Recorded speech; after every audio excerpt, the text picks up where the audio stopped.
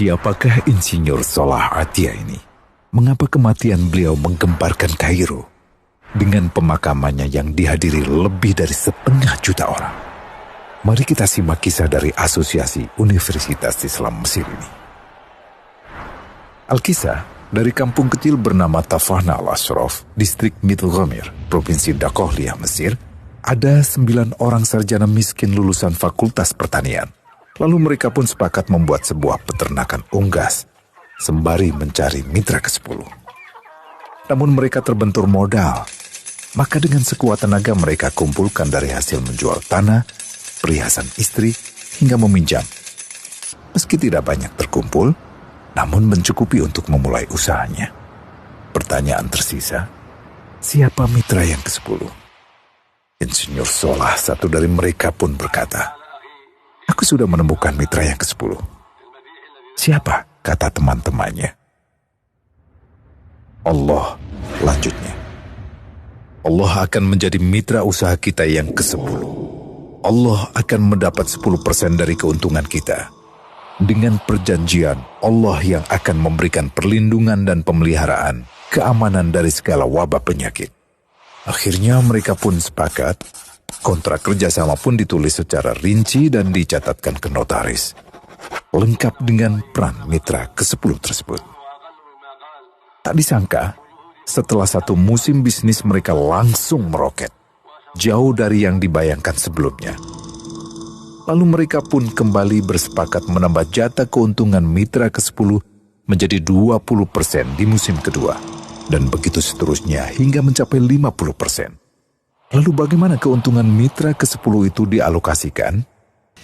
Dimulai dengan membangun sekolah dasar Islam putra, lalu lanjut putri, kemudian sekolah menengah putra, kemudian putri.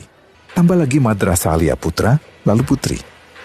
Tapi karena keuntungan terus membanjir, akhirnya dibentuklah Baitul Mal. Dan mereka pun mengajukan ke pemerintah untuk membangun universitas di kampung. Awalnya ditolak dengan alasan tiadanya akses bagi para mahasiswa. Tak berapa lama mereka pun mengajukan pembangunan universitas lengkap dengan stasiun kereta beserta jalurnya dengan biaya mandiri. Akhirnya permintaan ini disetujui. Dan pertama dalam sejarah Mesir, berdirilah sebuah universitas di perkampungan kecil. Semakin berkembang, dibangun pula fakultas kedua, ketiga, keempat hingga asrama putri dengan kapasitas 600 kamar. Lalu asrama putra dengan 1.000 kamar. Tiket kereta api pun digratiskan untuk memudahkan transportasi menuju kampung tersebut. Tak cukup hanya itu, dibangun Baitul Mal berikutnya hingga hilang kemiskinan di daerah tersebut. Dan program ini diduplikasi ke kampung-kampung lain hingga bisa dikatakan tak ada kampung yang disinggahi Insinyur Salah kecuali akan dibangun Baitul Mal untuk warga. Bantuan pun diberikan untuk fakir miskin dan para janda.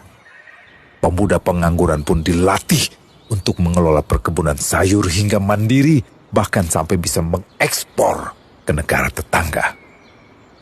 Pada saat panen raya, seluruh penduduk dikirimi paket sayur. Di hari pertama Ramadan diadakan buka puasa bersama untuk seluruh penduduk desa. Mereka memasak dan hadir ke lapangan yang dipenuhi beraneka makanan. Disiapkan juga perabotan untuk gadis-gadis yatim yang ingin menikah. Dan ini semua merupakan sedikit dari banyaknya kebaikan yang dilakukan oleh Insinyur Salah. Hingga pada akhirnya disepakatilah keuntungan perusahaan 100% untuk Allah. Insinyur Salah yang awalnya adalah salah satu mitra usaha berubah menjadi karyawan Allah. Dia hanya menerima gaji, namun dia memberikan Tuhannya syarat agar membuatnya hanya butuh kepadanya dan hanya meminta kepadanya. Inilah sosok Insinyur Salah Atiyah, aktor utama kisah menakjubkan ini. Keikhlasannya membuat ia sama sekali menolak terkenal di media massa. Dan kini, Meski orang yang melibatkan Allah ke dalam bisnisnya ini telah wafat, terbayang seluruh amal jariahnya yang selalu mengalir untuknya. Masya Allah.